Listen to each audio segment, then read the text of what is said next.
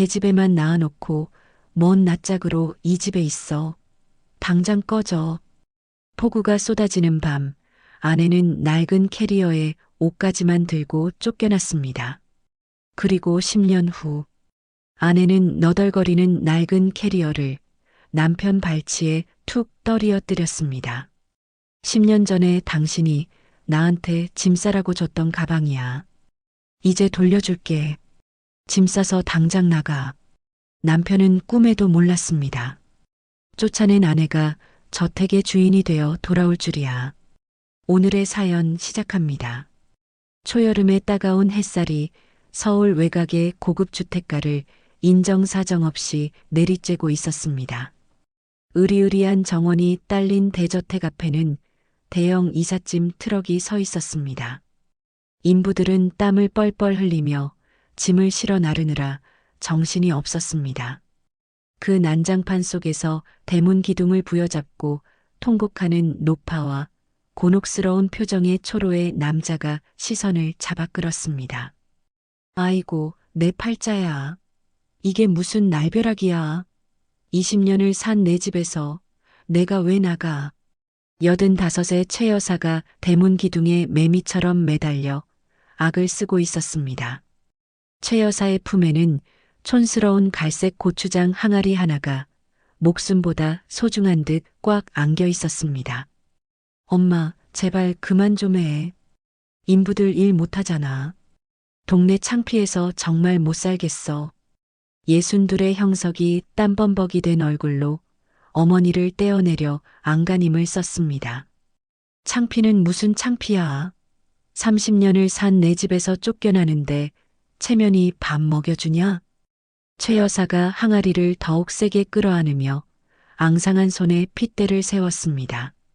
형석은 도저히 말이 안 통하는 어머니를 두고 거실로 들어가 난장판이 된 이삿짐들 사이에서 서랍장 깊숙이 박혀있던 액자 하나를 발견했습니다. 20년 전 그토록 행복해 보였던 결혼식 사진이었습니다. 젊은 날의 자신과 자영이 활짝 웃고 있고 그 옆에는 10살 배기 서진이 똘망똘망한 눈으로 정면을 응시하는 가족 사진이 끼워져 있었습니다. 형석은 한참 동안 사진 속 아내와 딸의 얼굴을 문지르다 떨리는 손으로 사진만 쏙 빼내어 주머니에 구겨 넣었습니다. 사장님, 짐이 너무 많아서 트럭에 다 안 들어갑니다. 좀 줄이셔야겠습니다. 인부 반장이 짜증 섞인 얼굴로 다가와 통보했습니다. 형석이 밖으로 나와 어머니에게 다가가 말을 건넸습니다. 엄마, 짐을 좀 줄여야 한대. 그깟 고추장 항아리는 그냥 두고 가. 이사갈 집은 좁단 말이야. 뭐? 이 미친놈이 뭐라는 거야? 이걸 버리라고? 최 여사의 눈이 굶주린 맹수처럼 번뜩였습니다. 이건 내 보물단지야. 절대 못 버려. 내 눈에 흙이 들어가기 전엔 이 항아리 털끝 하나 못 건드린다. 최 여사가 짐승처럼 으르렁거리며 형석의 손을 뿌리쳤습니다. 인부 반장이 손목시계를 두드리며 재촉했습니다. 저희 다음 짐 예약 있어서 빨리 빼주셔야 합니다. 바로 그때 육중한 검은색 고급 세단 한 대가 저택 앞으로 미끄러지듯 들어와 부드럽게 멈춰 섰습니다. 운전석에서 내린 기사가 뒷문을 정중하게 열자 차에서 2명의 여자가 우아하게 내렸습니다. 단정한 정장 차림에 기품이 흐르는 60살의 전처 김자영과 세련미를 뽐내는 30살의 딸 박서진이었습니다. 형석의 얼굴이 순식간에 흑빛으로 변했습니다. 최 여사도 곡소리를 뚝 멈추고 믿을 수 없다는 듯 두 사람을 쏘아보았습니다. 자영과 서진, 저 두 모녀는 10년 전 바로 이 자리에서 비를 쫄딱 맞으며 쫓겨났던 그 사람들이었습니다. 서진이 차 트렁크를 열더니 낡아 빠져서 너덜거리는 캐리어 하나를 꺼내 들었습니다. 바퀴 하나가 빠져 기우뚱하고 천이 다해진 그 가방은 10년 전 폭우 속에서 최 여사가 대문 밖으로 집어 던졌던 바로 그 물건이었습니다. 서진은 또각또각 구두 소리를 내며 걸어가 그 볼품없는 가방을 아버지 형석의 발치에 툭 하고 떨어뜨렸습니다. 10년 만이네, 아버지. 서진이 입꼬리를 비릿하게 올리며 차갑게 웃었습니다. 짐 싸실 때 이 가방 쓰세요. 10년 전에 저희한테 주셨던 선물이잖아요. 저희는 이제 형편이 좋아져서 돌려드리려고요. 형석은 명품으로 휘감은 전처와 딸의 위압감에 눌려 입도 벙긋하지 못했습니다. 거짓골로 내쫓았던 그 모녀가 지금은 감히 올려다볼 수도 없을 만큼 당당한 모습으로 서 있었습니다. 이 인연들이 여기가 어디라고 감히 기어들어와. 최 여사가 항아리를 든 채 부들부들 떨며 소리쳤습니다. 어떻게 감히 여길. 어머님, 참 오랜만이네요. 자영이 감정 없는 서늘한 목소리로 말했습니다. 이 집의 새 주인으로서 인사드리러 왔어요. 최 여사의 입이 턱 빠진 사람처럼 벌어졌습니다. 형석도 귀신을 본 듯한 표정으로 자영을 멍하니 바라보았습니다. 네, 내가 이 집을 샀다고? 말도 안 돼. 형석이 덜덜 떨리는 목소리로 물었습니다. 경매로 나왔길래 샀어. 2번이나 유찰됐잖아. 덕분에 아주 싸게 샀지 뭐야? 자영이 웅장한 저택을 여유롭게 올려다보며 대답했습니다. 10년 전에 개처럼 쫓겨난 집에 내 발로 다시 들어오게 될 줄은 나도 몰랐네. 10년 전 똑같은 저택의 거실에는 팽팽한 긴장감이 감돌고 있었습니다. 당시 50살이었던 자영은 거실에서 남편의 와이셔츠를 다림질하고 있었습니다. 도어락이 해제되는 소리에 자영이 고개를 들자 다리미가 쿵 하고 바닥으로 떨어졌습니다. 남편 형석이 만삭의 배를 내밀고 있는 젊은 여자 손을 꼭 잡고 들어오고 있었습니다. 여보, 이게 무슨 짓이야? 저 여자는 또 누구고? 자영이 비틀거리며 물었습니다. 자영아, 앉아봐. 긴 말 안 할게. 이 여자가 누구냐고 묻잖아. 대체 무슨 일이야? 자영의 목소리가 배신감에 파르르 떨렸습니다. 형석이 젊은 여자의 어깨를 감싸 안으며 보란 듯이 말했습니다. 이줌이야. 내 핏줄, 내 아들을 임신하고 있어. 뭐라고? 아들. 자영의 다리에 힘이 풀려 그 자리에 주저앉았습니다. 이혼해. 줌이랑 재혼하고 아들 낳으면 바로 호적에 올려야 하니까. 당신 미쳤어? 30년을 같이 살았는데 어떻게 나한테 이럴 수 있어? 자영이 무릎을 꿇고 기어가 형석의 바짓가랑이를 부여잡았습니다. 제발 다시 한번 생각해줘. 내가 더 잘할게. 응? 내가 뭘 그렇게 잘못했는데.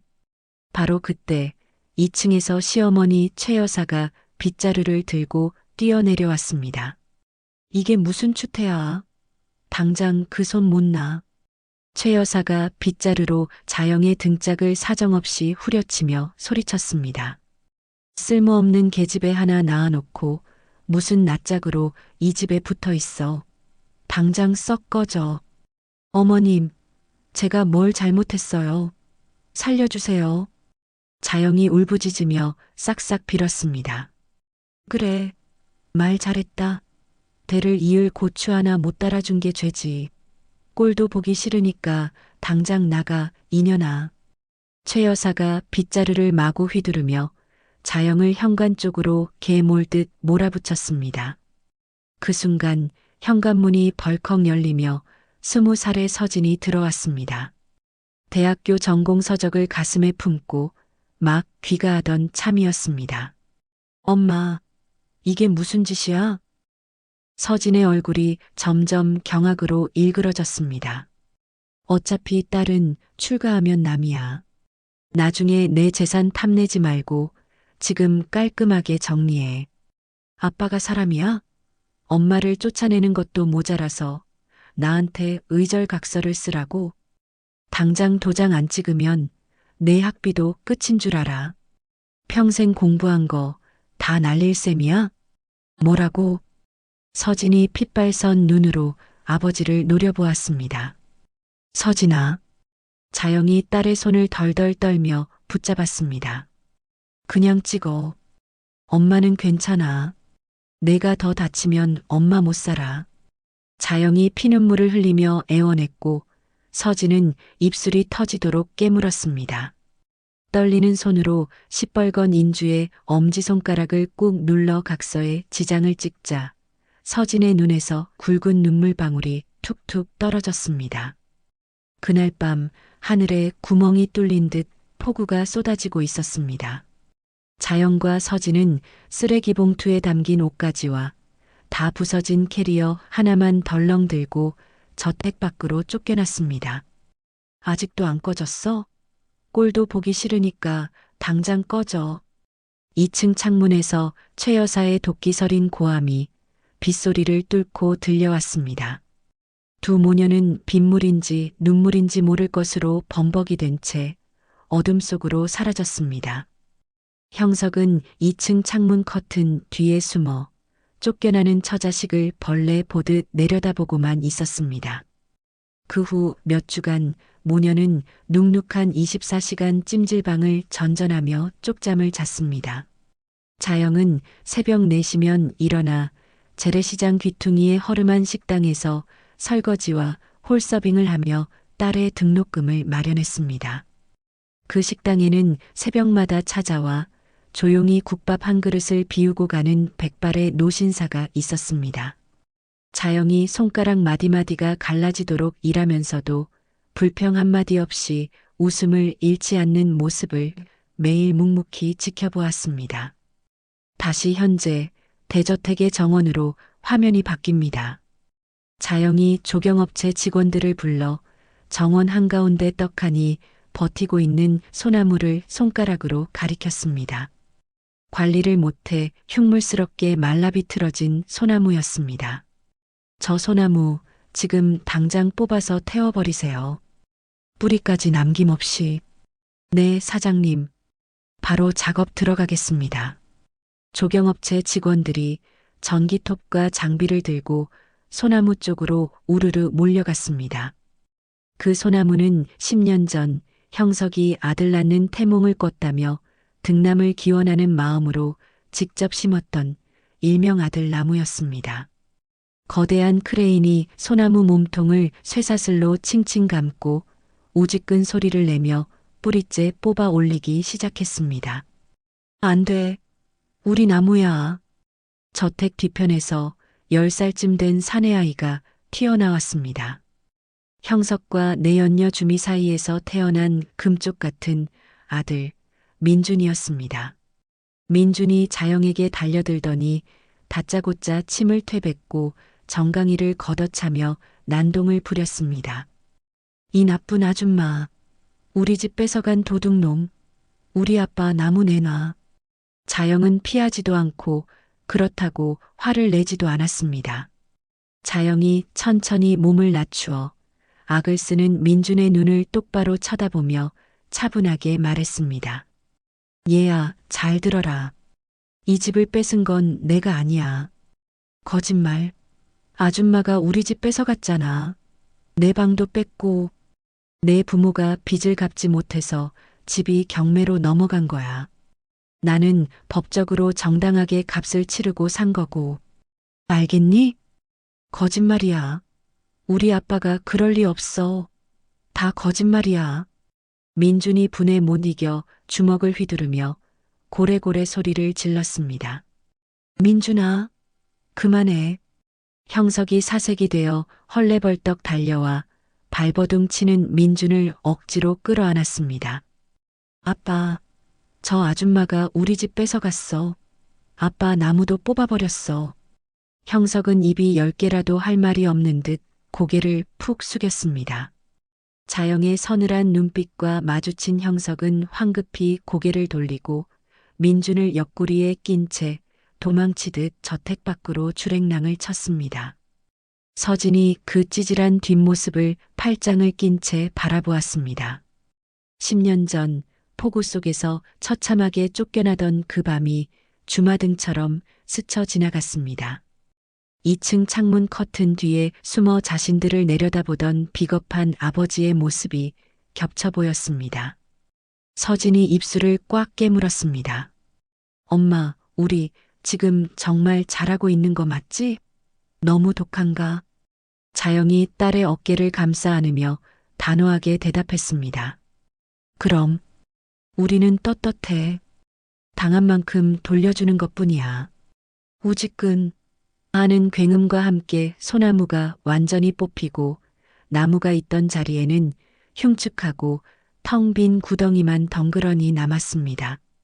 이사 후 일주일이 지난 저녁 서울 변두리의 퀴퀴한 냄새가 진동하는 반지하 단칸방에는 네 식구의 숨막히는 동거가 이어지고 있었습니다. 최 여사와 형석, 그리고 주미와 민준이 좁아터진 방에서 서로의 눈치를 보며 부대끼고 있었습니다. 곰팡이가 검게 피어오른 벽지 앞에는 최 여사의 고추장 항아리가 떡하니 자리를 차지하고 있었습니다. 민준아, 그쪽으로 가지 마라. 할미 항아리 깨진다. 최 여사가 항아리 근처를 어슬렁거리는 손자에게 날카로운 비명을 질렀습니다. 아, 진짜. 할머니는 왜 그래요? 만지지도 않았는데. 민준이 입이 대빨 나와 투덜거리며 텔레비전 앞으로 쿵쿵거리며 걸어갔습니다. 주미는 부엌에서 라면을 냄비째 식탁에 올리며 유난을 떠는 시어머니를 도끼 눈으로 흘겨보았습니다. 최 여사는 화장실 갈 때를 빼고는 항아리 옆에 딱 붙어 앉아 마치 보초를 서는 경비병처럼 삼엄하게 감시하고 있었습니다. 어머님, 그만하고 식사하세요. 라면 다 불어 터지겠어요. 입맛 없다.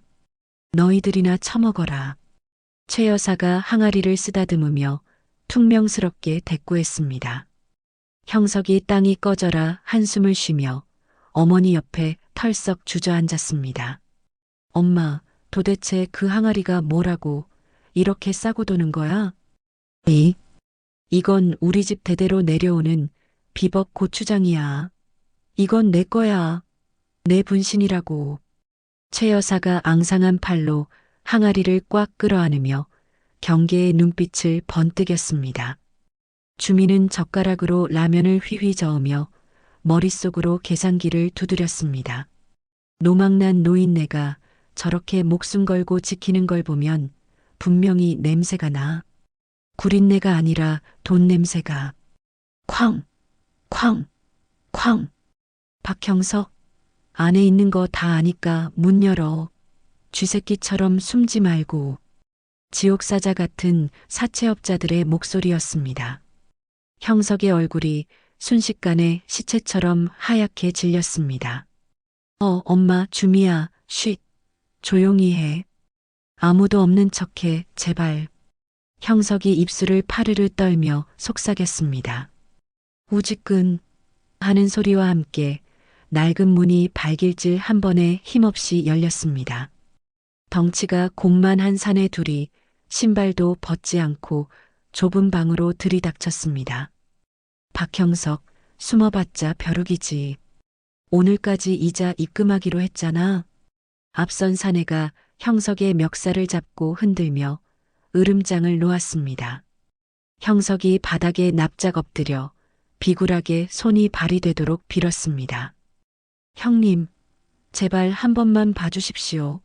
일주일만, 아니, 딱 사흘만 더 시간을 주시면 무슨 수를 써서라도 갚겠습니다. 사흘? 저번 달에도 그 소리 했잖아. 우리가 자원봉사자야? 더는 못 기다려. 사채업자가 냄새나는 방안을 휘휘 둘러보며 침을 퇴뱉었습니다. 어디 돈 될 만한 거라도 있나 뒤져봐. 그때 사내의 매서운 눈길이 구석에서 반질반질 윤이 나는 항아리에 딱 꽂혔습니다. 오, 저건 뭐야? 때깔 고운 게 골동품인가? 비싸 보이는데? 사채업자가 흥미롭다는 표정으로 항아리를 향해 성큼성큼 다가갔습니다. 안 돼. 이 도둑놈들아. 최 여사가 번개처럼 튀어나가 온몸으로 항아리를 덮쳤습니다. 이건 절대 안 돼. 내 목숨을 끊어놓고 가져가. 우리 집 대대로 물려오는 고추장이라고. 최 여사가 악기처럼 소리 지르며 사내의 다리를 물어뜯을 기세로 대들었습니다. 사채업자들이 어이없다는 듯 콧방귀를 뀌었습니다. 에이, 재수없게. 미친 할망구가 고추장 단지 하나 가지고 왜 저래? 형님 갑시다. 저런 거 가져가봤자 쓰레기입니다. 야, 박형석. 딱 사흘 더 준다. 그때까지 돈 안 해놓으면 내 마누라랑 애새끼 콩팥이라도 팔 줄 알아. 사채업자들이 문을 쾅 닫고 나가버리자 형석은 다리에 힘이 풀려 그 자리에 털썩 주저앉았습니다. 주민은 공포에 질린 와중에도 항아리를 껴안고 거친 숨을 몰아쉬는 시어머니를 뚫어져라 쳐다보았습니다. 빚쟁이가 들이닥쳤는데 아들보다 항아리를 챙겨 두고 봐. 내가 오늘 밤 기필코 저 항아리 뚜껑을 열어보고 말 테니까. 같은 시각 강남의 화려한 야경이 내려다 보이는 청아식품 본사 20층 회의실. 팽팽한 긴장감 속에 임원회의가 진행되고 있었습니다. 대표님, 이번에 인수한 세 곳의 식자재 유통업체 모두 리뉴얼 마치고 정상 가동 중입니다. 매출 상승세가 뚜렷합니다. 영업이사가 차트를 띄우며 자신 있게 보고했습니다. 자영이 만족스러운 미소를 지으며 고개를 끄덕였습니다. 수고하셨어요. 초심 잃지 말고 꼼꼼하게 관리해 주세요. 회의가 끝나고 임원들이 빠져나가자 서진이 자영의 집무실로 들어와 블라인드를 내리고 문을 잠갔습니다. 엄마, 이거 한번 봐. 서진이 금고에서 꺼낸 두꺼운 서류철을 자영 앞에 내려놓았습니다. 지난 3년 동안 내가 피 말리며 준비한 거야. 아버지 회사를 무너뜨린 진짜 설계도. 자영이 떨리는 손으로 서류를 한 장씩 넘겨보았습니다. 형석의 건설회사에 자재를 납품하던 핵심 하청업체 7곳의 인수합병 내역과 자금 흐름이 적나라하게 기록되어 있었습니다. 서진아, 설마 내가 이걸 다. 맞아. 내가 페이퍼 컴퍼니 만들어서 하나씩 야금야금 인수했어. 아버지는 자금줄이 어디서 왜 끊기는지도 모르고 멍청하게 사업만 확장하다가 제풀에 쓰러진 거야. 서진이 차가운 물 한 모금을 마시고 담담하게 말을 이었습니다. 결국 돈줄 막혀서 부도 났고 그 대단한 저택이 경매로 넘어온 것도 전부 내 시나리오대로 된 거야. 자영이 딸의 얼굴을 멍하니 바라보았습니다. 20살 꽃다운 나이에 쫓겨나 복수의 칼날을 갈며 괴물이 되어야 했던 딸의 지난 세월이 가슴을 후벼 팠습니다. 서진아, 넌 정말 그동안 혼자서 얼마나 무섭고 힘들었니? 자영이 눈물이 그렁그렁한 눈으로 딸의 손을 꽉 잡았습니다. 엄마가 손등 터지도록 일하는 거 보면서 맹세했어. 우리를 지옥으로 내몬 그 사람들 똑같이 지옥 구경시켜주겠다고. 서진의 눈가에도 붉은 물기가 어렸습니다.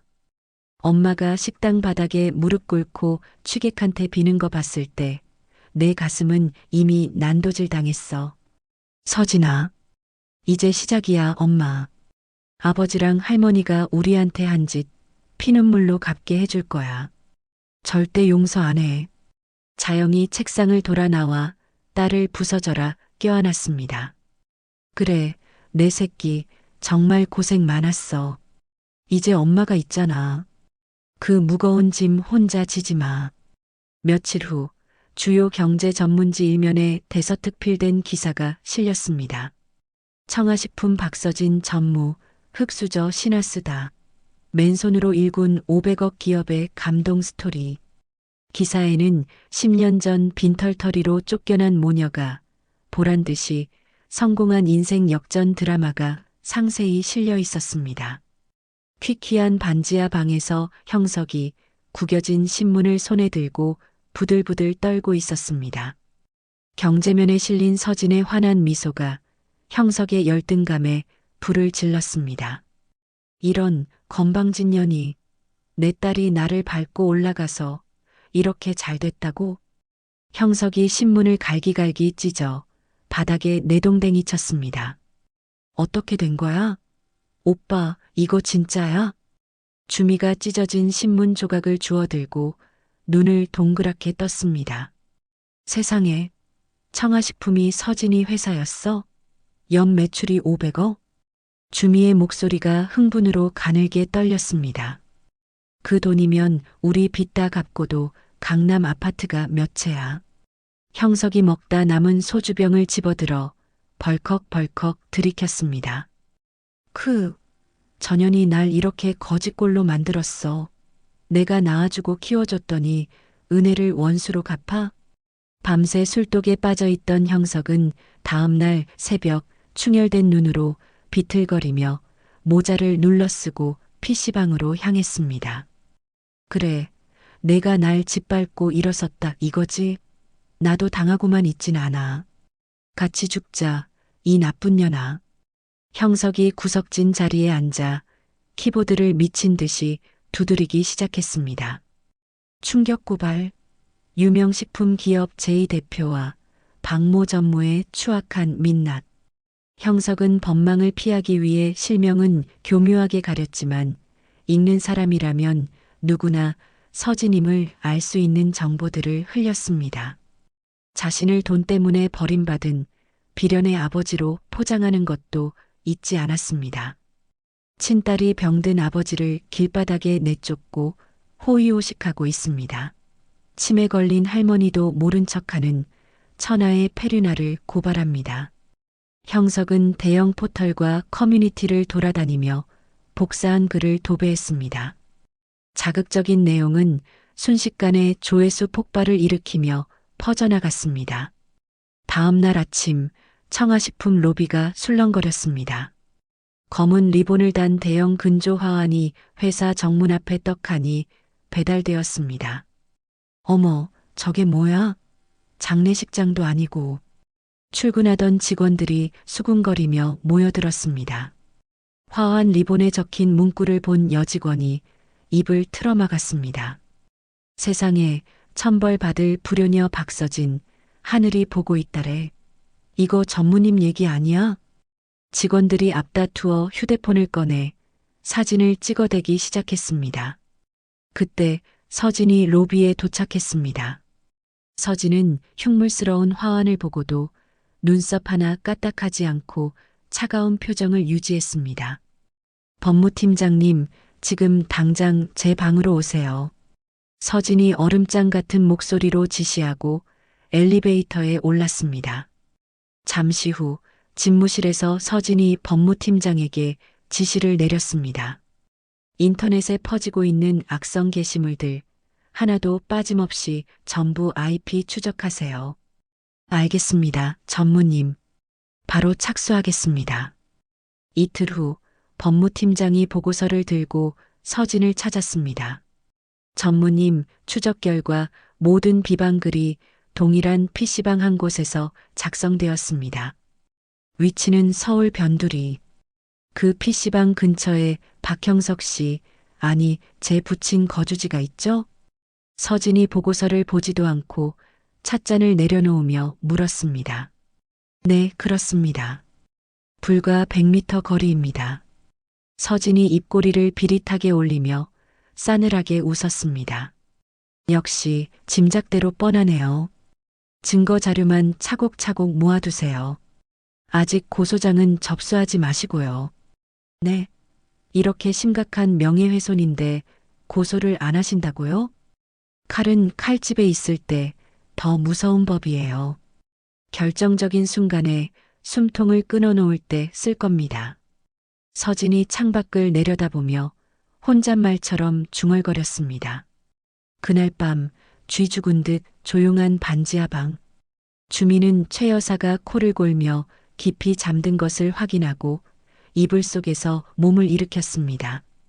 그리고 살금살금 기어가 항아리 앞에 쭈그리고 앉았습니다. 침을 꿀꺽 삼키고 떨리는 손으로 항아리 뚜껑을 조심스럽게 들어 올리려는 찰나, 내 거 건들지 마라. 최 여사가 몸을 뒤척이며 잠꼬대를 했습니다.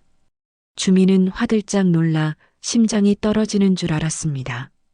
황급히 제자리로 돌아와 이불을 뒤집었었지만 주미의 눈은 어둠 속에서 늑대처럼 번들거렸습니다. 저 노인네가 잠기는 밝아가지고 하지만 두고 봐. 저 안에 분명 엄청난 게 있어. 그건 이제 내 거야. 옆에서 자고 있던 민준이 칭얼거리며 잠꼬대를 했습니다.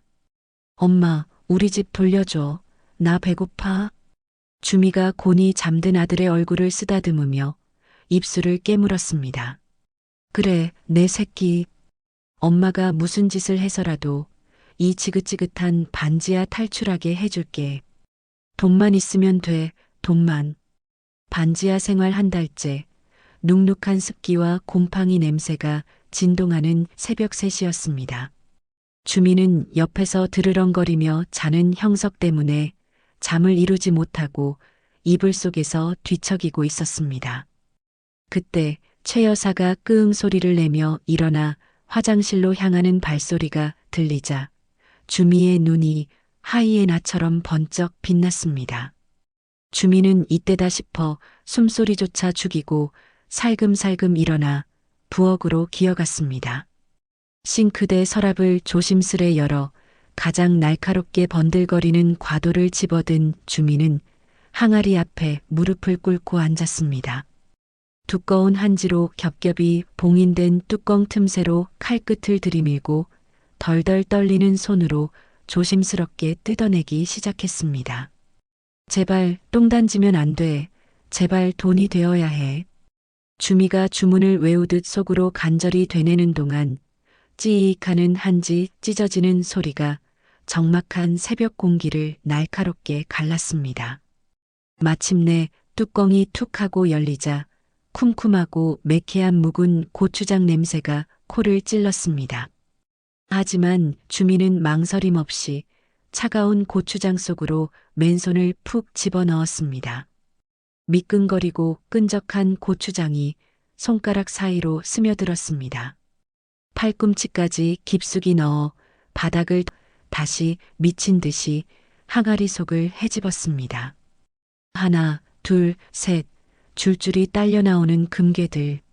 총 20개의 골드바가 좁은 싱크대 위에 황금빛으로 늘어섰습니다. 이게 다 얼마야? 흥분으로 손이 감전된 듯 떨리는 주민은 재빨리 금괴들을 수건으로 벅벅 닦아 챙겨둔 가방에 쓸어 담았습니다. 형석이 여전히 세상 편하게 코를 골며 자고 있는 것을 확인한 주민은 바닥에 굴러다니는 형석의 바지 주머니를 뒤져 지갑을 꺼냈습니다. 꼬깃꼬깃한 현금 3만 원과 신용카드를 모조리 빼내 자신의 주머니에 찔러 넣었습니다. 그리고 곤히 잠든 민준의 어깨를 조심스럽게 흔들었습니다. 민준아, 일어나. 쉿, 엄마랑 여행 가자. 엄마, 지금? 나 졸려. 민준이 눈도 못 뜬 채 칭얼거리자 주미가 다급하게 입을 막으며 말했습니다. 쉿, 목소리 낮춰.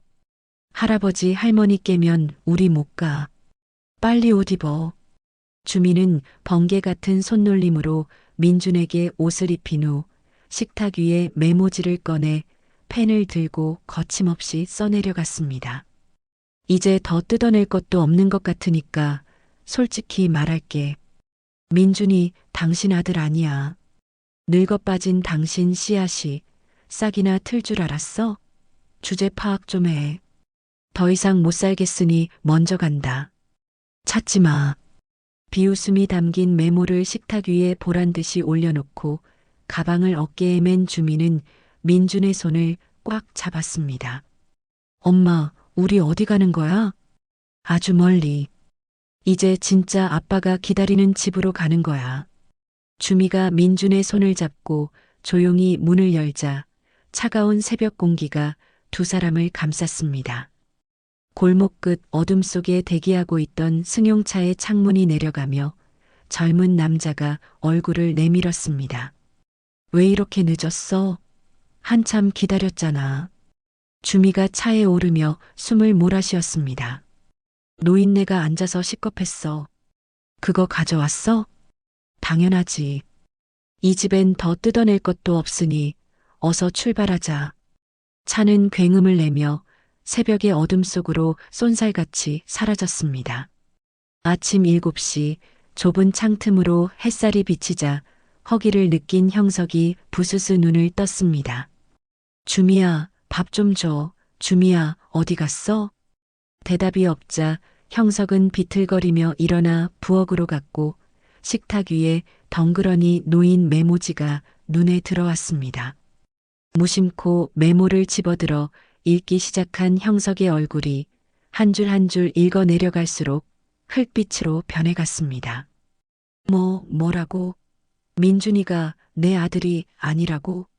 부들부들 떨리는 손으로 메모를 갈기갈기 찢어 던진 형석은 가슴을 움켜쥐며 바닥으로 고꾸라졌습니다. 내 머리. 그때 화장실 문이 열리며 최 여사가 나왔습니다. 아침부터 웬 소란이야. 형석아, 왜 그러니? 어머. 바닥에 거품을 물고 쓰러진 아들과 구석에 박살난 항아리, 그리고 바닥에 시뻘건 피처럼 낭자하게 흩어진 고추장 범벅들. 최 여사가 사색이 되어 깨진 항아리로 기어가 손을 집어넣었습니다. 텅 비어 있었습니다. 내 금덩이. 내가 10년 동안 안 먹고 안 입고 모은 내 금덩이. 최 여사가 머리를 쥐어뜯으며 짐승처럼 비명을 지르기 시작했습니다. 도둑이야. 내 금괴 내놔. 이 도둑년아. 그 순간 최 여사의 눈이 흰자위만 남기고 뒤집히더니 그대로 뒤로 쿵 하고 넘어갔습니다. 쿵쿵쿵. 소란스러운 소리를 들은 옆집 아주머니가 놀라 문을 두드렸습니다. 거기 박씨네. 무슨 일이에요? 괜찮으세요? 아무런 인기척이 없자 아주머니는 다급하게 119에 신고했습니다. 1시간 후 좁은 골목길에 도착한 구급대원들이 상황을 파악했습니다. 환자 2명입니다. 서둘러. 의식 확인해. 겨우 정신을 차린 형석이 구급대원의 팔을 붙잡고 매달렸습니다. 내 딸한테 연락 좀. 청아식품 전무 박서진. 진정하세요, 아버님. 일단 병원부터 가셔야 합니다. 최 여사는 입을 뻐끔거릴 뿐 말 한마디 못하는 실어증 증세를 보이며 들것에 실려 나갔습니다.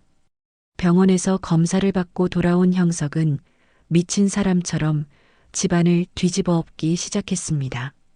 내가 뻐꾸기 새끼인 줄도 모르고 생판 남의 자식 때문에 내 핏줄을 버렸다고? 형석이 바닥을 주먹으로 쾅쾅 내리치며 피를 토하듯 오열했습니다. 서진아, 내가 미쳤었어. 내가 돌았었어. 으아앙.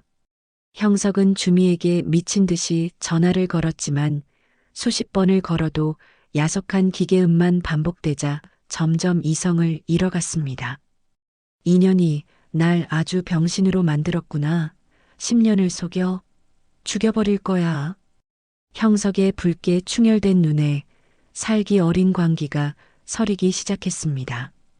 그날 오후 3시 주미에게 연락이 닿지 않아 이성을 잃은 형석은 노숙자와 다를 바 없는 몰골로 청아식품 본사 건물 앞에 섰습니다. 구겨진 셔츠에 헝클어진 머리로 로비에 들어서자 보안 요원들이 인상을 찌푸리며 막아섰습니다. 잠깐만요, 아저씨. 어디 가시는 길이십니까? 비켜. 내 딸 만나러 왔어. 박서진 전무. 내 딸이라고. 형석이 쉰 목소리로 소리치자 경비원이 난감한 표정을 지었습니다. 죄송하지만 약속하셨습니까? 약속 없으면 못 들어갑니다. 약속? 내가 그의 아빤데 무슨 얼어 죽을 약속이야. 비키라니까. 형석이 경비원을 거칠게 밀치려 하자 건장한 경비원 2명이 달려와 형석의 양팔을 꺾어 제지했습니다. 손님, 이러시면 경찰 부릅니다. 진정하세요. 서진아, 아빠야. 제발 한 번만 만나줘. 로비가 떠나가라 고함을 지르는 형석의 모습을 본 직원들이 웅성거리며 휴대폰을 꺼내 촬영하기 시작했습니다. 뭐야? 저 사람 또 왔어? 진짜 박 전무님 아버지 맞나 봐. 완전 페인이네. 직원들이 수군거리는 가운데 비서실에서 인터폰을 통해 서진에게 상황을 보고했습니다. 전무님, 지금 로비의 아버님이라는 분이 오셔서 난동을 피우고 계십니다. 서류를 검토하던 서진이 고개를 들고 차분하게 말했습니다. 아니요. 제가 직접 내려가죠. 엘리베이터를 타고 로비로 내려온 서진을 본 형석이 바닥을 기어와 즉시 무릎을 꿇었습니다. 서진아, 내가 잘못했다. 아빠가 죽을 죄를 졌어. 형석이 서진의 바짓가랑이를 부여잡고 울부짖으며 매달렸습니다. 아빠가 미쳤었어. 내가 귀신에 홀렸었어. 민준이가 내 아들이 아니래. 주미 그년이 나를 10년 동안이나 속였어. 더러운 것을 보듯 차갑게 아버지를 내려다본 서진이 말했습니다. 그래서요? 남의 자식을 키우든 말든 그게 저랑 무슨 상관이죠? 서진아, 제발 한 번만 도와다오. 주미가 어머니 금괴랑 전 재산 다 털어서 도망갔어. 우린 이제 빈털털이야. 길바닥에 나앉게 생겼어. 형석이 서진의 바지 끝자락을 생명줄처럼 잡으려 하자 서진은 그 떨리는 손을 내려다보았습니다. 10년 전 의절각서를 들이밀던 바로 그 손이 이제는 자신의 바짓가랑이를 잡고 비굴하게 매달리고 있었습니다. 더러운 손 치우세요. 서진의 얼음장 같은 말에 형석이 더욱 애원했습니다. 서진아, 아빠잖아. 한 번만. 보안팀, 이 사람 당장 끌어내세요. 서진이 뒤도 안 돌아보고 매몰차게 돌아서며 지시하자 경비원들이 달려들어 형석을 짐짝처럼 들어 올렸습니다. 안 돼. 서진아, 서진아, 나 내 아빠야. 제발 한 번만 용서해줘. 으악. 발버둥 치는 형석을 경비원들이 가차없이 건물 밖으로 내동댕이 치자 형석은 유리문 밖에서 한참을 서성이며 서진이 나오기를 기다렸습니다. 하지만 서진은 끝내 나타나지 않았고 결국 형석은 다리가 풀려 비틀거리며 힘없이 발걸음을 돌렸습니다. 세상의 모든 짐을 다 짊어진 듯 축 처진 어깨가 점점 멀어져 갔습니다. 다시 사무실로 돌아온 서진은 통유리창 앞에 서서 아래를 내려다보았습니다. 개미처럼 작아져 멀어져가는 아버지의 뒷모습이 보였습니다. 저 사람이 10년 전 그 빗속에서 나를 한 번이라도 저렇게 붙잡았다면. 서진이 씁쓸한 표정으로 혼잣말을 삼켰습니다. 하지만 이내 고개를 세차게 저으며 감정을 털어냈습니다. 아니야. 이미 늦었어. 되돌릴 수 없는 일이야. 서진은 자리에 앉아 산더미처럼 쌓인 결제 서류를 펼쳤고 차갑게 굳은 표정으로 아무 일 없었다는 듯 다시 업무에 집중했습니다. 형석은 여전히 미련을 버리지 못하고 빌딩 꼭대기를 하염없이 올려다보고 있었습니다. 차가운 도시의 빌딩 숲에서 그를 따뜻하게 바라봐주는 시선은 어디에도 없었습니다. 경찰서에서 훈방 조치로 풀려난 다음 날 아침 형석은 헝클어진 머리를 정리할 새도 없이 허둥지둥 변호사 사무실 문을 박차고 들어갔습니다. 사무실 문이 요란하게 열리자 서류를 검토하던 젊은 변호사가 놀란 눈으로 고개를 들었습니다. 무슨 일로 오셨습니까? 예약은 하셨나요? 예약이고 뭐고 지금 그게 문제가 아니야. 내 아내가 아니 그 꽃뱀 같은 년이 도둑질하고 도망갔어. 당장 찾아내야 해. 형석이 변호사의 책상을 두드리며 다급하게 고함을 질렀습니다. 변호사가 인상을 찌푸리며 컴퓨터를 켜고 차분하게 물었습니다. 진정하시고 성함이 어떻게 되시죠? 이주미. 10살짜리 남자애랑 같이 있을 거야. 당장 출국 금지부터 시켜. 변호사가 키보드를 두드려 출입국 기록을 조회하더니 이내 난처한 표정으로 고개를 가로저었습니다. 안타깝지만 한 발 늦으셨네요. 이주미 씨는 이미 사흘 전에 아이와 함께 출국했습니다. 뭐, 출국? 어디로 튀었는데? 베트남을 경유해서 동남아 쪽으로 나간 것까지만 확인됩니다. 정확한 최종 체류지는 알 수 없습니다. 사흘 전이라고? 말도 안 돼. 형석이 다리에 힘이 풀려 의자에 털썩 주저앉았습니다. 그럼 이제 어떻게 찾아? 그년이 내 금괴를 20개나 훔쳐갔다고. 내 전 재산이란 말이야. 이미 해외로 도주했다면 찾기 매우 어렵습니다. 인터폴에 수배 요청을 할 수는 있겠지만 명확한 증거가 있어야 하고 절차도 복잡해서.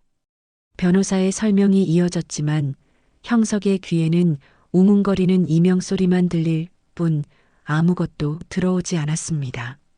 같은 시각 무거운 침묵이 감도는 청아식품 대회의실에서는 긴급 임원회의가 진행되고 있었습니다. 대표님, 상황이 심각합니다. 이번 주 예정이었던 대형마트 납품 계약이 전면 보류됐습니다. 영업이사가 식은땀을 닦으며 침통한 표정으로 보고했습니다. 인터넷에 퍼진 그 악성 루머 때문인가요? 자영이 흔들림 없는 눈빛으로 침착하게 물었습니다. 네, 맞습니다. 마트 측에서는 여론이 잠잠해질 때까지는 리스크를 감수할 수 없다고 합니다. 불매 운동 조짐까지 보여서 이대로 가다간 기존 거래처들도 줄줄이 떨어져 나갈 겁니다. 지금이라도 강력하게 법적 대응을 해야 하는 것 아닙니까? 임원들이 저마다 우려의 목소리를 높이며 회의실이 술렁거기 시작했습니다. 바로 그때 굳게 닫혀있던 회의실 문이 벌컥 열리며 백발의 노신사가 지팡이를 짚고 위풍당당하게 들어왔습니다. 70대 초반의 나이에도 카리스마가 넘치는 그는 국내 굴지의 유통그룹 회장 한상철이었습니다. 김자영 대표, 오랜만입니다. 한상철이 인자한 미소를 지으며 자영에게 성큼성큼 다가왔습니다.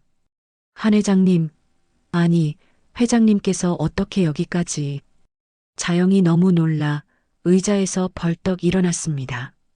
20년 전 시장통 구석에 있던 한마음 식당 기억하십니까? 제가 새벽마다 국밥 한 그릇씩 먹던 그 단골 노인네입니다. 한상철이 자영과 그 옆에 서 있는 서진을 번갈아 보며 따뜻하게 말했습니다. 그때 그 힘든 상황에서도 웃음 잃지 않고 묵묵히 일하시던 모습, 제가 아주 감명 깊게 봤습니다. 그 성실함으로 이렇게 큰 회사를 일구셨다니 정말 대단하십니다. 자영의 눈시울이 붉게 달아올랐습니다. 세상에, 그때 그 손님이 회장님이셨군요. 인터넷에 떠도는 헛소문 때문에 왔습니다. 김 대표와 박 전무가 어떤 사람들인지 내가 내 이름을 걸고 보증하겠습니다. 한상철이 좌중을 압도하는 단호한 목소리로 선언했습니다. 우리 그룹 전 유통망을 통해 청아식품 제품을 독점 공급하는 계약을 제안합니다. 어떻습니까? 자영이 차오르는 눈물을 삼키며 한상철의 두 손을 꼭 잡았습니다. 회장님, 정말 감사합니다. 이 은혜를 어떻게 다 갚아야 할지. 은혜라니요. 정직하게 좋은 제품 만드는 회사와 손잡는 건 장사꾼으로서 당연한 일입니다. 한상철 회장의 전폭적인 지원 발표가 나가자 여론은 하룻밤 사이에 기적처럼 뒤집혔습니다. 재벌 총수가 보증하는 진짜 자수성가 모녀라는 제목의 기사들이 포털 사이트를 도배했고 형석이 퍼뜨린 거짓말은 힘을 잃고 사라졌습니다. 한 달 후 화려한 조명이 쏟아지는 서울의 특급 호텔 대연회장에서 식품업계 시상식이 열렸습니다. 서진이 업계 최초로 30살의 나이에 올해의 여성 임원상을 받게 된 영광스러운 자리였습니다. 올해의 젊은 경영인상 수상자 청아식품 박서진 이사님 무대 위로 모시겠습니다. 사회자의 힘찬 호명과 함께 우레와 같은 박수가 쏟아졌고 서진이 당당한 발걸음으로 단상에 올랐습니다.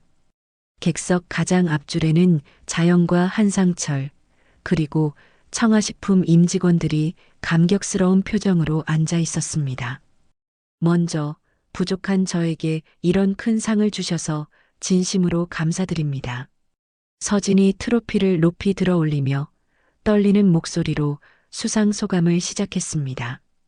하지만 오늘 이 영광은 제가 아니라 저를 여기까지 이끌어 주신 저희 어머니 김자영 대표님이 받으셔야 합니다. 어머니, 잠시 무대로 올라와 주시겠어요? 자영이 놀란 토끼 눈을 하고 엉겁결에 무대로 올라갔습니다. 엄마, 이건 제가 엄마를 위해 준비한 진짜 선물이에요. 서진이 준비해둔 예쁜 선물 상자를 건넸고 자영이 상자를 열자 세상에 단 하나뿐인 우아한 핸드백이 나왔습니다. 이건 자영이 가방을 어루만지며 말을 잇지 못했습니다. 10년 전 우리가 쫓겨나던 그 비 오는 날 엄마가 입고 있었던 그 낡은 회색 코트 기억하세요? 그걸 리폼해서 제가 직접 만든 거예요. 서진이 눈물을 글썽이며 설명하자 자영의 눈에서도 참았던 눈물이 왈칵 쏟아졌습니다. 서진아, 정말 고맙다. 자영이 가방을 품에 안고 딸을 부서져라 끌어안았습니다. 관객들이 모두 기립하여 뜨거운 박수를 보내며 두 모녀의 승리를 축하했습니다. 우리가 이겼어요, 엄마. 이제 세상 그 누구도 우리를 무시할 수 없어요. 서진이 어머니의 귓가에 작지만 단단한 목소리로 속삭였습니다. 시상식이 끝난 그날 밤 곰팡이 냄새나는 반지하 방. 형석은 싸구려 소주를 병째 들이키며 충혈된 눈으로 스마트폰 화면을 노려보고 있었습니다. 청아식품 박서진 이사, 최연소 여성 임원 선출, 승승장구 라는 기사가 뜨자 형석이 이를 뿌드득 갈았습니다. 이 독한 년들이 지들은 호텔에서 잔치를 벌여 아비는 이 구정물에서 썩고 있는데 형석이 분노에 찬 손놀림으로 어딘가로 전화를 걸었습니다. 여보세요? 거기 인터넷 방송하는 최 PD 맞죠? 나 제보할 게 있어서 전화했소. 상대방이 시큰둥하게 대답하자 형석이 다급하게 말을 이었습니다. 나 청아식품 박서진, 그 잘나가는 여자 친아버지요. 내 말 좀 들어보시오. 예, 정말입니까? 그 뉴스에 나오는 박서진 이사 아버지라고요? 수화기 너머에서 흥미진진해하는 목소리가 들려왔습니다. 그렇다니까? 내가 딸한테 버림받고 사기까지 당해서 이 꼴이 된 불쌍한 아버지요. 이거 방송 내보내면 조회수 대박 날 거요. 만나봅시다. 와, 이거 완전 특종감이네요. 좋습니다. 당장 만납시다. 다음 날 형석은 최 PD를 만나 자신의 마지막 계획을 침을 튀겨가며 설명했습니다. 사흘 뒤에 내 전처, 그러니까 김자영 대표 집에서 호화자선 파티가 열려요. 가서 생중계 카메라 들이대고 진실을 다 까발리는 거지. 최 PD가 입맛을 다시며 고개를 끄덕였습니다. 재벌가 파티 난입이라 그림 좋네요. 조회수 폭발하겠는데요? 콜. 형석은 곧장 병원에서 퇴원한 최 여사를 찾아갔습니다. 최 여사는 여전히 말을 제대로 하지 못해 웅얼거렸지만 휠체어에 앉아있는 눈빛만은 도끼로 이글거리고 있었습니다. 어머니, 우리가 이대로 당하고만 있을 순 없잖아요. 전현들한테 제대로 한 방 먹여야죠. 저랑 같이 가시죠. 최 여사가 고개를 끄덕이며 입가에 거품을 물고 웅얼거렸습니다. 복수, 내 돈. 형석의 눈빛에 섬뜩한 광기가 서렸습니다. 이번에야말로 세상 사람들한테 전현들의 추악한 민낯을 다 까발릴 겁니다. 우리를 짓밟고 지들만 잘 사는 꼴 내 눈에 흙이 들어가도 못 봅니다. 한편 자영의 대저택에서는 화려한 자선 파티 준비가 한창이었습니다. 정원에는 고급스러운 테이블과 꽃장식이 세팅되고 셰프들이 분주하게 움직이고 있었습니다. 하지만 서진은 웃지 않고 비서실장을 불러 은밀하게 지시했습니다.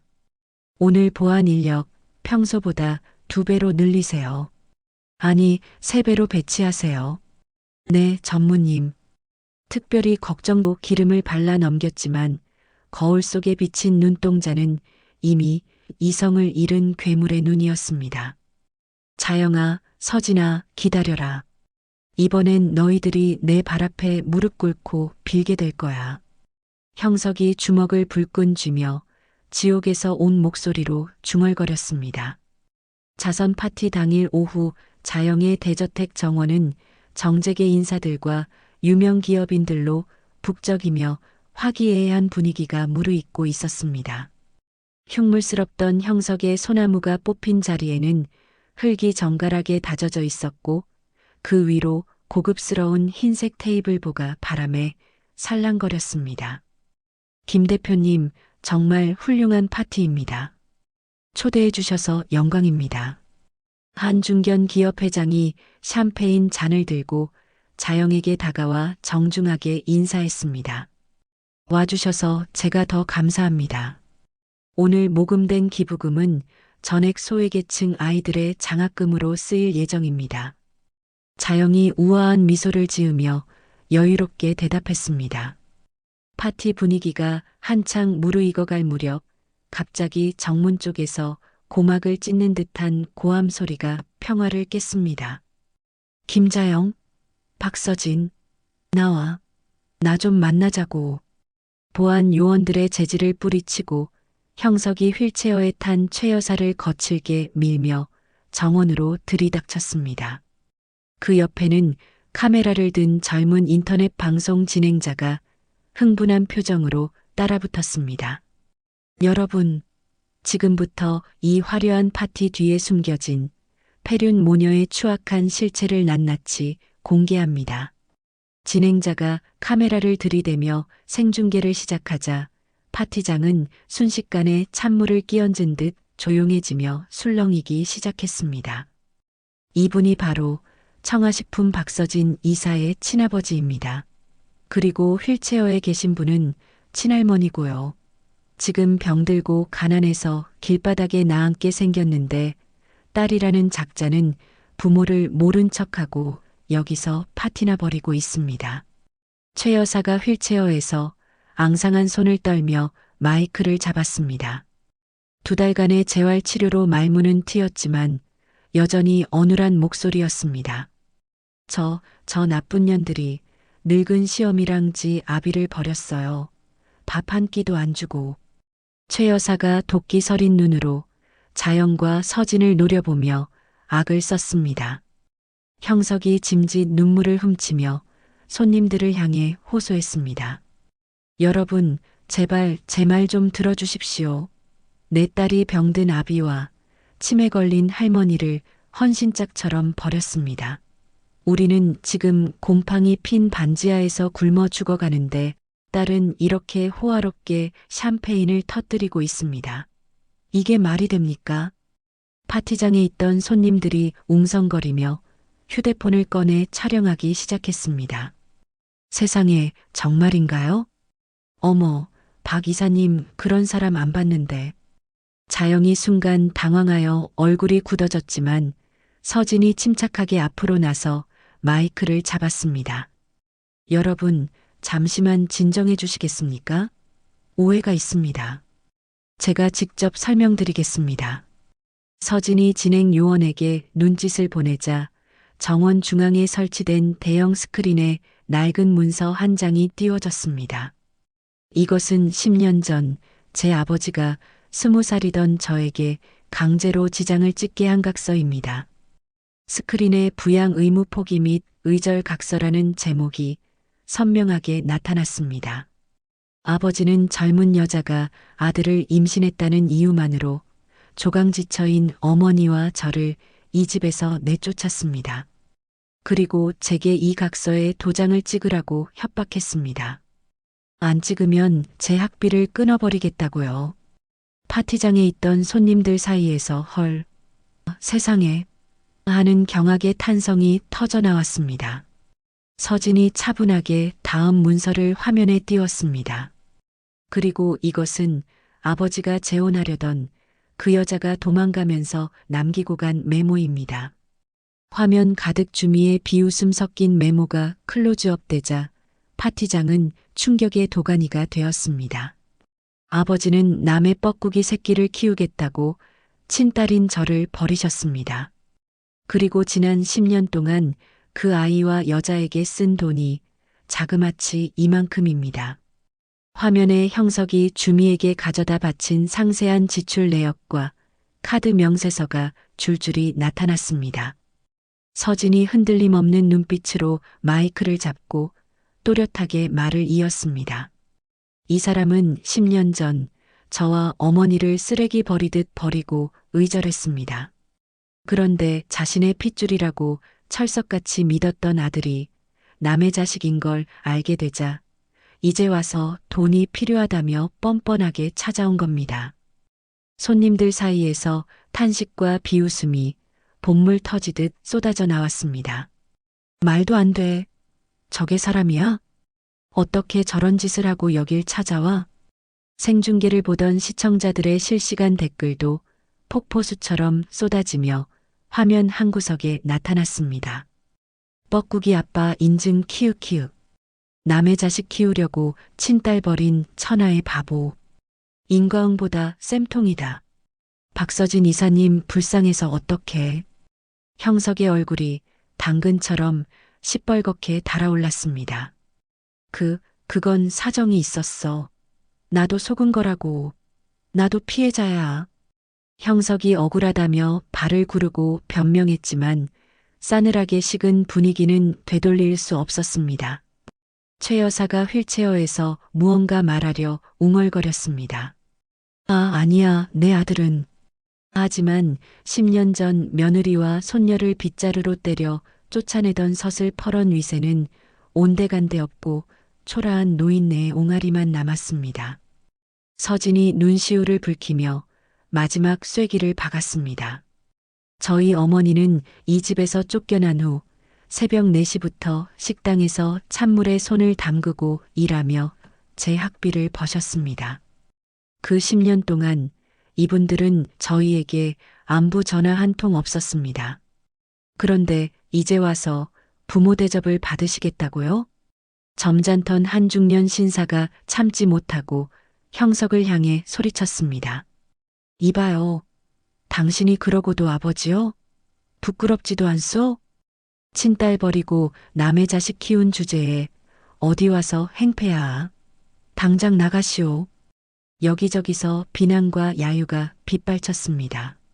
상황이 역전되자 당황한 인터넷 방송 진행자가 식은땀을 흘리며 황급히 카메라를 내렸습니다. 이게 아닌데 방송사고네.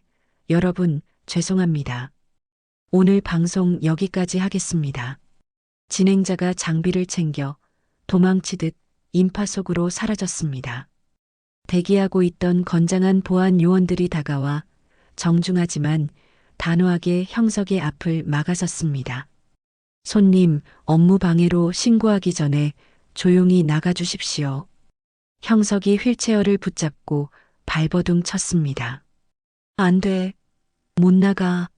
아직 할 말이 남았어. 서진아, 돈 좀 달라고. 하지만 보안 요원들은 형석과 최 여사를 양옆에서 붙잡고 질질 끌다시피 하여 밖으로 내보냈습니다. 서진이 손님들을 향해 깊이 고개를 숙였습니다.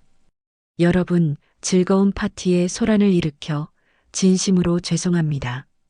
잠시 정적이 흐르더니 누군가 박수를 치기 시작했습니다. 그 박수 소리는 순식간에 파티장 전체로 퍼져나가 우레와 같은 함성이 되었습니다. 박서진 이사님, 대단하십니다. 한상철 회장이 다가와 자영과 서진의 어깨를 감싸 안았습니다. 오늘 정말 훌륭했어요. 쉽지 않은 결정이었을 텐데 아주 잘했습니다. 한 회장이 인자한 미소로 칭찬했습니다. 감사합니다, 회장님. 덕분입니다. 자영이 흐르는 눈물을 닦으며 미소로 대답했습니다. 자, 여러분. 나쁜 기운은 다 물러갔으니 이제 다시 파티를 즐깁시다. 서진이 밝은 목소리로 외치자 파티장은 언제 그랬냐는 듯 다시 흥겨운 음악과 웃음소리로 가득 찼습니다. 저택 정문 밖 쫓겨난 형석이 휠체어를 밀며 힘없이 터덜터덜 걸어가고 있었습니다. 화려한 조명이 비추는 저택과는 대조적으로 그들이 가는 길은 칠흑 같은 어둠뿐이었습니다. 어머니, 이제 우리 어떻게 해요? 깔 데도 없는데. 형석이 쥐어짜듯 절망적으로 물었습니다. 최 여사는 대답 대신 초점 없는 눈으로 밤하늘만 멍하니 올려다보았습니다. 내가 헛살았어. 형석이 미친 사람처럼 중얼거렸습니다. 담장 너머 파티장에서 들려오는 행복한 웃음소리가 두 사람의 비참함을 더욱 뼈저리게 만들었습니다. 서진은 2층 테라스 창가에 서서 어둠 속으로 사라져가는 두 사람의 초라한 뒷모습을 내려다보았습니다. 엄마, 이제 정말 다 끝난 것 같아요. 지독했던 악연이요. 자영이 다가와 딸의 어깨를 따뜻하게 감싸주었습니다. 그래, 서진아. 이제 우리는 뒤돌아보지 말고 우리 길을 가면 돼. 꽃길만 걷자. 모녀는 서로를 바라보며 환하게 미소 지었고 서로의 손을 꼭 잡은 채 다시 환한 빛이 쏟아지는 파티장으로 발걸음을 옮겼습니다. 자선 파티 다음 날 동트기 전인 새벽 5시 적막한 침실에 서진의 휴대폰 벨소리가 날카로운 비명처럼 울려 퍼졌습니다. 화들짝 놀라 잠에서 깬 서진이 전화를 받자 다급한 목소리가 수화기를 통해 들려왔습니다. 박서진 씨 되십니까? 여기 서울대 병원 응급실입니다. 최정숙 여사님께서 급성 뇌출혈로 쓰러지셔서 지금 당장 수술하지 않으면 위험합니다. 네, 뇌출혈이요? 서진이 침대에서 벌떡 일어나 앉았습니다. 네, 시간이 없습니다. 긴급 수술을 해야 하는데 보호자 동의가 필요합니다. 빨리 와주실 수 있습니까? 네, 지금 바로 가겠습니다. 서진은 떨리는 손으로 전화를 끊고 잠시 멍하니 앉아 있었습니다. 10년 전 빗자루를 들고 자신과 어머니를 때려 내쫓던 그 매정한 할머니였습니다. 하지만 사람의 목숨이 달린 일이었습니다. 서진은 이를 악물고 외투를 챙겨 집을 나섰습니다. 병원 응급실 복도, 차가운 형광등 불빛 아래 형석이 넋이 나간 사람처럼 멍하니 앉아 있었습니다. 초췌한 몰골에 헝클어진 머리, 형석의 얼굴은 이미 반송장이었습니다. 아버지. 서진이 다가가 차갑게 부르자 형석이 천천히 고개를 들었습니다. 서진아, 내가 왔구나. 그때 담당 의사가 차트를 들고 급하게 다가왔습니다. 보호자분이십니까? 네, 제가 손녀입니다. 환자분 상태가 매우 위급합니다. 뇌출혈이 광범위하게 퍼지고 있어서 1분 1초가 급합니다. 당장 수술실로 들어가야 하는데 의사가 난감한 표정으로 형석을 힐끔 쳐다보았습니다. 아드님 되시는 보호자분께서 수술 동의서에 서명을 거부하고 계셔서요. 서진이 믿을 수 없다는 듯 형석을 돌아보았습니다. 아버지, 그게 무슨 소리예요?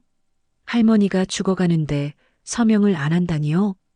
형석이 서진의 팔을 거칠게 잡아 끌고 복도 구석진 곳으로 데려갔습니다. 서진아, 우리 거래를 좀 하자.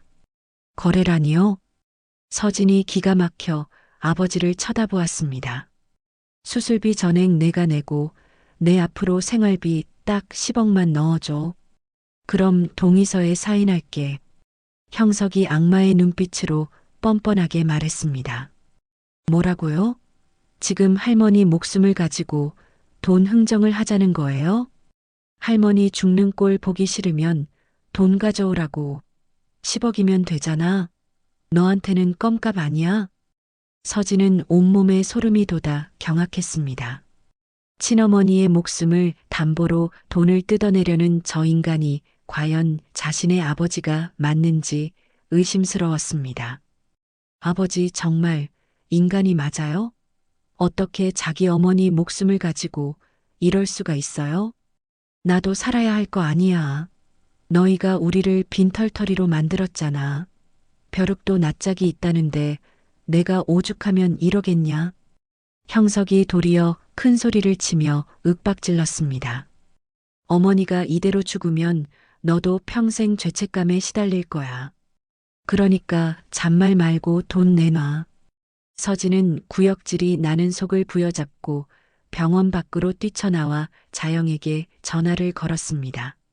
엄마, 할머니가 뇌출혈로 쓰러지셨어요. 뭐? 그래서 지금 상태는 어떤데? 당장 수술해야 하는데 아버지가 동의서 서명을 안 해주고 있어요. 돈을 달래요. 10억을 주면 사인하겠대요. 수학이 넘어 자영의 목소리가 단호하게 변했습니다. 절대 주지 마. 서진아, 잘 들어. 저 인간들은 내 죄책감을 먹고 사는 거머리 같은 사람들이야. 한 번 주면 평생 뜯어먹으려 들 거야. 하지만 엄마 그래도 사람 목숨인데 할머니가 눈앞에서 죽어가는데 어떻게 모른 척해요. 서진아, 정신 똑바로 차려. 그 사람들이 너한테 한 짓을 생각해. 10년 전에 널 헌신짝처럼 버린 사람들이야. 서진이 전화를 끊고 차가운 새벽 공기를 마시며 병원 복도를 서성였습니다. 할머니에 대한 증오와 인간으로서의 도리 사이에서 마음이 갈대처럼 흔들렸습니다. 10년 전 어머니의 등짝을 내리치던 할머니의 표독스러운 얼굴이 눈앞에 선명했습니다. 쓸모없는 계집애만 낳아놓고 먼 낯짝으로 이 집에 붙어 있어. 당장 꺼져. 그날의 저주 섞인 고함 소리가 귓가에 쟁쟁하게 울렸습니다. 하지만 동시에 아주 어릴 적 기억도 스멀스멀 피어올랐습니다. 할머니 무릎에 앉아 동화책을 읽던 따스한 오후, 할머니의 거친 손이 머리카락을 쓰다듬어 주던 기억. 우리 서진이는 공주님처럼 예쁘네. 내 강아지. 서진은 깊은 한숨을 토해내며 눈을 감았습니다. 아무리 미운 사람이라도 아버지가 친어머니의 목숨을 돈벌이 수단으로 쓰는 꼴은 도저히 눈뜨고 봐줄 수 없었습니다. 이건 아니야. 짐승도 제 어미한테는 이렇게 안 해. 서진은 휴대폰을 꺼내 녹음 버튼을 눌렀습니다. 그리고 결연한 표정으로 다시 응급실 안으로 걸어 들어갔습니다. 응급실 복도로 돌아온 서진을 보자 형석이 기다렸다는 듯 비릿하게 웃으며 물었습니다. 그래, 결정했어? 돈 가져왔냐?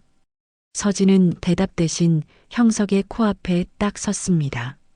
그리고 녹음 중인 휴대폰 화면을 보란 듯이 들이밀었습니다. 아버지, 방금 하신 말씀 다시 한번 똑바로 해보세요. 뭐? 이게 뭐 하는 짓이야? 형석이 당황하여 뒷걸음질 쳤습니다. 돈 안 주면 수술 동의서에 사인 안 하겠다고 하셨죠? 할머니 목숨값으로 10억 내놓으라고 하셨고요. 서진이 얼음장처럼 차가운 목소리로 또박또박 말했습니다. 지금 이 상황 전부 녹음되고 있어요. 형석의 얼굴이 흙빛으로 굳어졌습니다. 너 지금 감히 아비를 협박하는 거야? 지금 당장 동의서에 사인하세요. 안 그러면 이 녹취록 들고 바로 경찰서로 갑니다.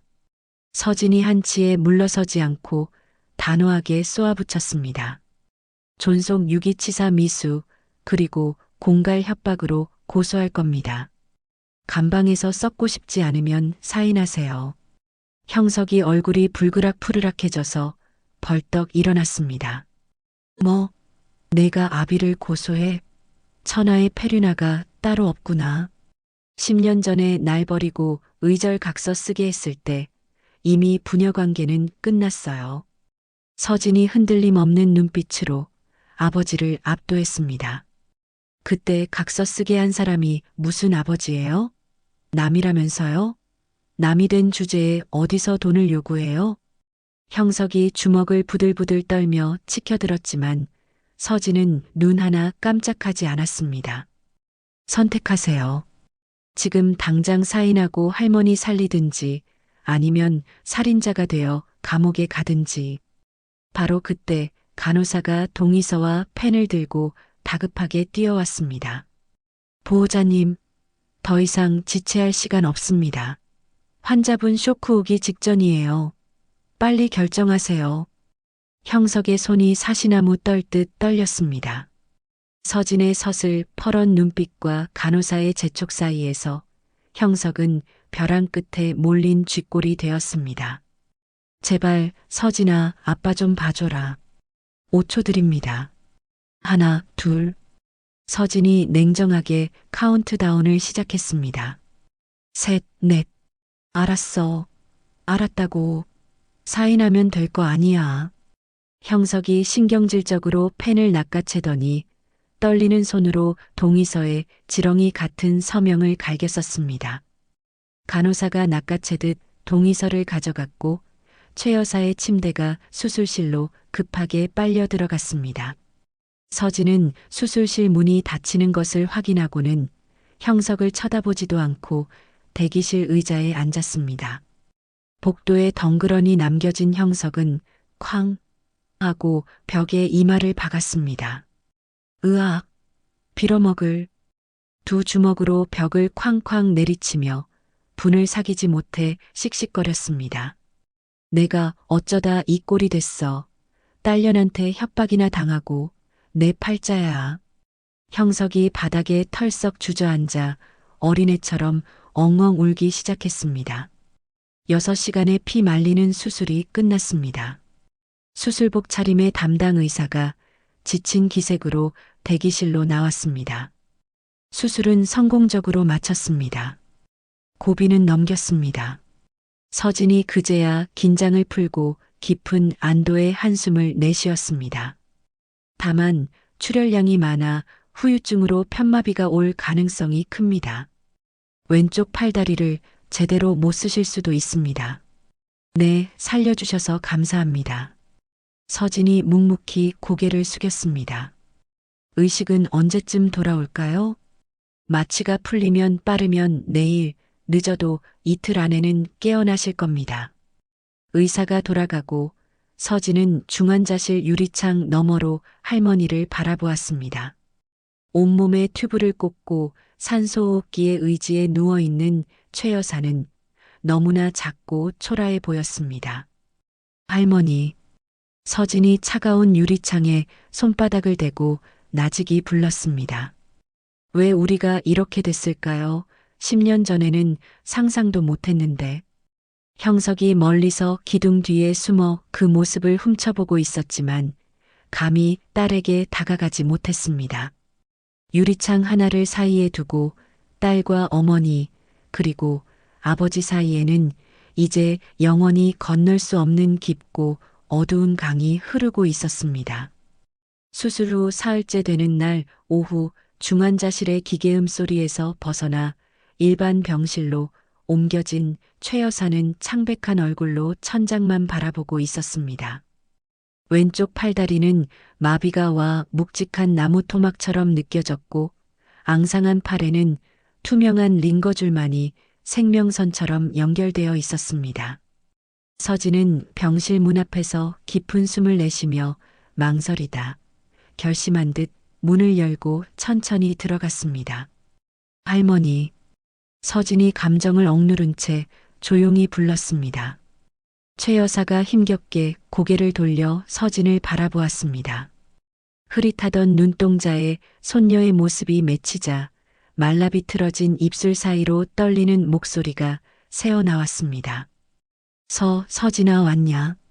네, 저예요. 서진이 침대 옆 보조의자에 딱딱하게 앉았습니다. 네, 내 고추장 단지, 금덩이. 최 여사가 헛것을 본 사람처럼 초점 없는 눈으로 중얼거렸습니다. 내 금덩이 어디 갔어? 내 10년, 내 돈. 서진은 탐욕에 눈이 먼 할머니를 차분하지만 서늘한 눈빛으로 응시하며 입을 열었습니다. 할머니, 정신 차리고 똑바로 들으세요. 그 항아리에 있던 금괴, 주미가 하나도 남김없이 싹 다 훔쳐서 외국으로 도망갔어요. 최 여사의 눈이 찢어질 듯 크게 떠졌습니다. 뭐라고? 도망? 이미 한 달 전에 민준이 데리고 동남아로 떴어요. 이제 할머니한테 남은 건 아무것도 없어요. 금괴도 집도 그토록 아끼던 손자도요. 최 여사의 눈가에서 주르륵 눈물이 흘러내려 베개를 적셨습니다. 아니야, 그럴 리 없어. 내가 어떻게 모은 건데, 내 보물단지인데. 현실을 직시하세요. 주미가 떠나면서 메모를 남겼어요. 민준이는 아버지 아들이 아니라 자기 애인 자식이라고요. 할머니는 생판 남의 핏줄한테 전 재산 갖다 바친 거예요. 최 여사가 짐승처럼 꺽꺽거리며 흐느끼기 시작했습니다. 내가 미쳤지. 진짜 핏줄을 내쫓고. 최 여사가 떨리는 오른손을 허공에 휘저으며 서진의 손을 잡으려 애썼습니다. 서진아, 미안하다. 이 할미가 죽을 죄를 졌다. 용서해 다오. 서진은 닿으려는 그 손을 매몰차게 피하며 자리에서 일어섰습니다. 할머니가 이제 와서 후회하신다는 건 알겠어요. 서진이 문 쪽으로 걸어가며 등 뒤로 차갑게 말했습니다. 하지만 저는 할머니를 용서할 마음이 조금도 없어요. 이번 수술비랑 병원비는 저희가 낼게요. 하지만 이게 마지막 호의예요. 다시는 볼 일 없을 겁니다. 서진이 뒤도 돌아보지 않고 병실을 억지로 할 필요 없어. 내 마음 가는 대로 해. 서진이 어머니의 따뜻한 품에서 잠시 눈을 감고 거친 숨을 골았습니다. 엄마, 이제 정말 다 끝내고 싶어요. 더 이상 저 사람들한테 내 인생 1초도 쓰고 싶지 않아요. 그래, 우리 이제 진짜 마지막 정리를 하자. 가자. 병원 1층 로비, 쏟아지는 오후 햇살을 등지고 자연과 서진이 나란히 서 있었습니다. 잠시 후 엘리베이터 문이 열리고 형석이 잔뜩 움츠린 어깨로 터덜터덜 걸어왔습니다. 불렀어? 형석이 죄인처럼 눈치를 보며 조심스럽게 물었습니다. 자영이 두툼한 봉투 하나를 형석의 가슴팍에 툭 내밀었습니다. 수술비 정산 영수증이랑 앞으로 석 달치 입원비, 그리고 당신 당장 지낼 생활비 조금 넣었어. 형석이 떨리는 손으로 봉투를 받아들며 믿기지 않는다는 표정을 지었습니다. 이게 정말 나 주는 거야? 고맙다, 정말 고마워. 착각하지 마. 이게 당신한테 베푸는 마지막 자선이야. 자영이 더 이상 미련 없다는 듯 단호하게 잘라 말했습니다. 이 돈 가지고 어디든 가서 살아. 단 다시는 우리 앞에 나타나지 마. 서진이한테도 나한테도 죽어서도 연락하지 마. 형석의 얼굴이 금세 울상으로 일그러졌습니다. 자영아, 그러지 말고. 내가 잘못했어. 내가 귀신에 씌었었나 봐. 형석이 로비 바닥에 털썩 무릎을 꿇으며 바지가랑이를 잡으려 했습니다. 한 번만 더 기회를 줘. 나 이제 진짜 정신 차렸어. 가족이 최고라는 거 뼈저리게 느꼈다고. 서진이 싸늘한 눈빛으로 아버지를 내려다보며 말했습니다. 아버지, 일어나세요. 사람들 다 쳐다봐요. 추하게 이러지 마세요. 서진아, 제발, 그래도 내가 내 딸이잖아. 핏줄은 못 속이는 거잖아. 10년 전에 저한테 의절각서 들이밀면서 도장 찍으라고 하셨죠? 그때 이미 우린 남남이 된 거예요. 형석이 봉투를 생명줄처럼 움켜쥐며 울먹였습니다. 그래도 피는 물보다 진하잖아. 어떻게 이렇게 매정해? 그 진한 피를 10년 전에 아버지가 먼저 끊으셨잖아요. 자영이 서진의 어깨를 감싸쥐었습니다. 가자, 서진아. 더 이상 섞일 말 없다. 두 모녀가 미련 없이 돌아서서 병원 출입구로 발걸음을 옮겼습니다. 잠깐, 여보, 서진아, 가지마.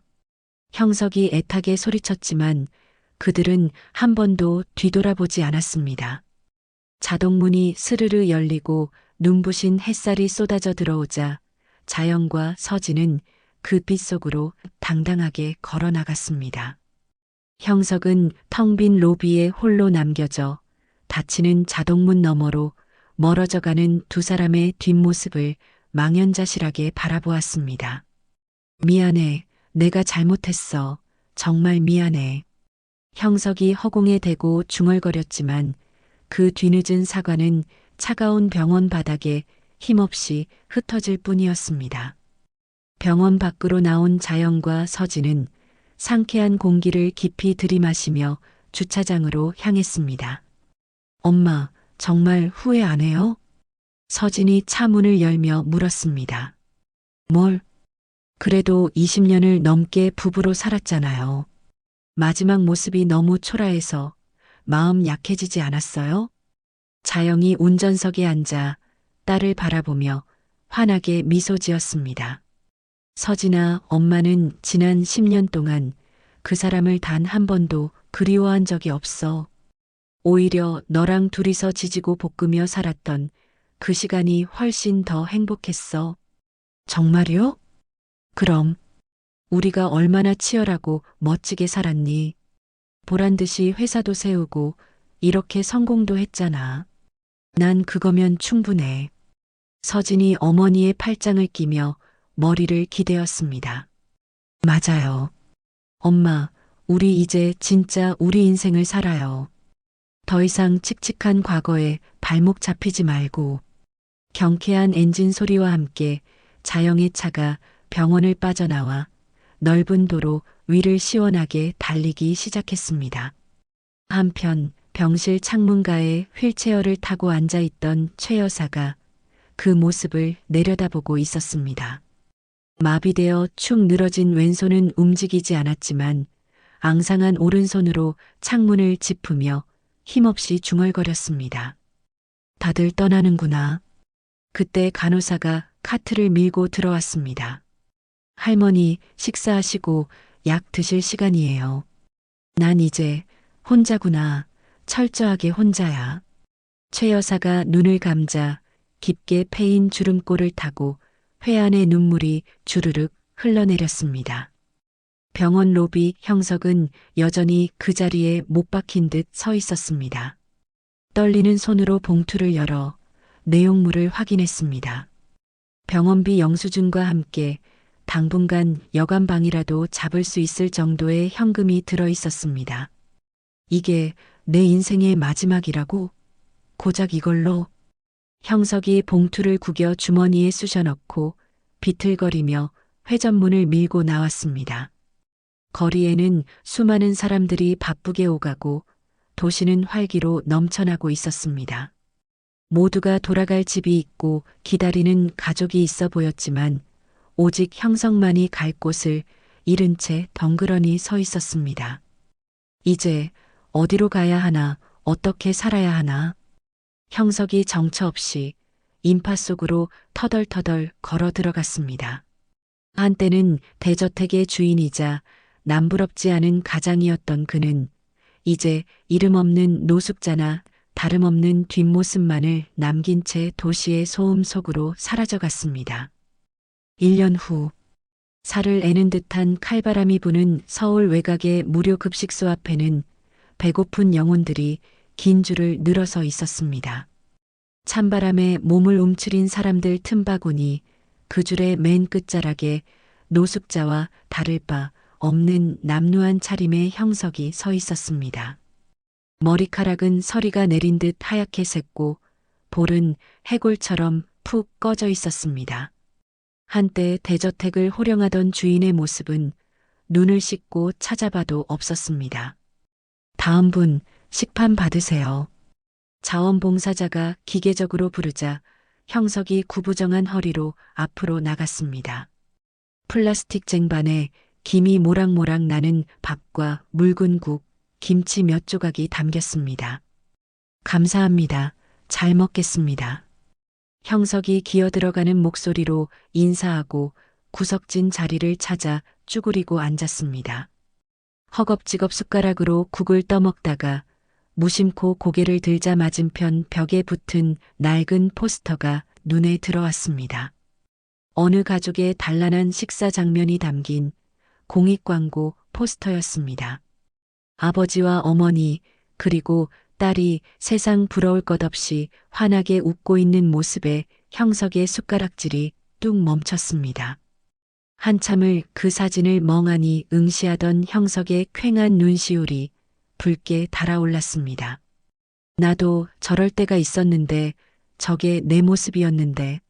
한편 퀴퀴한 냄새가 진동하는 요양병원의 허름한 병실에서는 최 여사가 생의 마지막 순간을 맞이하고 있었습니다. 할머니, 식사 시간 지났는데 오늘도 아무도 안 오셨네요. 가족분들 연락도 안 되고. 간호사가 무심하게 차트를 확인하며 혀를 찼습니다. 최 여사는 대답 대신 초점 없는 눈으로 멍하니 천장만 바라보았습니다.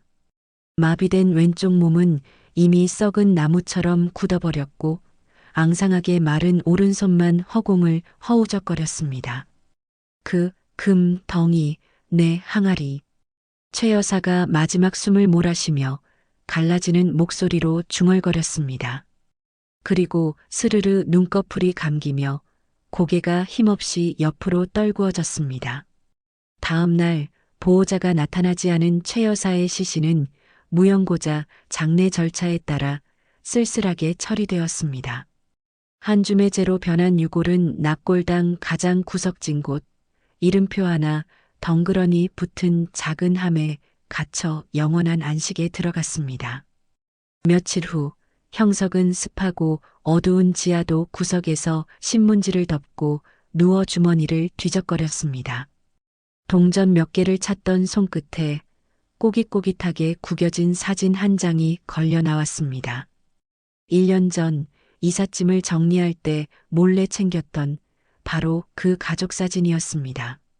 젊은 날의 자신과 자영, 그리고 10살 배기 서진이 카메라를 향해 해맑게 웃고 있는 모습을 보자 형석의 가슴이 찢어질 듯이 아려왔습니다. 서진아, 자영아. 형석이 사진을 펴서 가슴 깊이 품으며 웅크렸습니다. 내가 천하의 바보 천치였구나. 진짜 보물을 내 손으로 갖다 버렸어.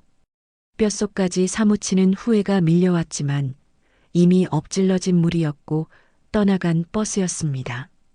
미안하다. 정말 미안해. 형석이 사진을 부여잡고 꺼이꺼이 흐느꼈지만 바쁘게 지하도를 오가는 사람들은 아무도 그에게 눈길조차 주지 않았습니다. 이듬해 봄 자영의 대저택 정원에는 따스하고 화창한 햇살이 축복처럼 쏟아지고 있었습니다. 형석이 애지중지하던 소나무가 뽑힌 자리에는 풍성한 벚나무가 심어져 연분홍빛 꽃잎을 눈처럼 흩날리고 있었습니다. 벚나무 아래 놓인 하얀 야외 테이블에 세 사람이 여유롭게 차를 마시며 둘러앉아 있었습니다. 세련된 정장 차림의 자영과 서진, 그리고 인자한 미소의 한상철 회장이었습니다. 이 벚나무 볼 때마다 감탄이 나옵니다. 정말 예쁘네요.